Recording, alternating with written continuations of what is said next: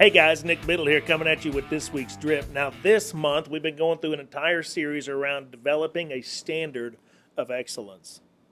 The first step was to have that standard, to know what it is. A lot of times as leaders, we've got these expectations and we're not real sure what they are.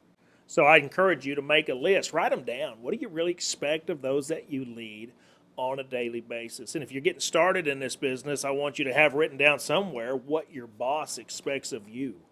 Because what you think they expect and what they really expect may be two completely different things. The next step was to communicate those expectations, because knowing them and communicating them are really two different things.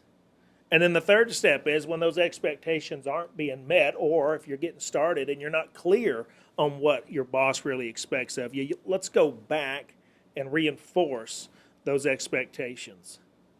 Sometimes I get a little pushback when I'm talking about this in a workshop. I'll have foremen who've been doing this 10, 20 years. They'll say, Nick, is this really necessary? Sounds like a lot of RPMs. Sounds like I'm really having to babysit or hold somebody's hand. Well, let's look at a few of the challenges if we don't communicate our expectations. If we don't go through these simple steps. As a leader, you're just going to be frustrated. And if you're seeing any level of frustration right now with those that you lead, it might all be because we're not communicating those expectations. So frustration is a huge issue. Loss in productivity.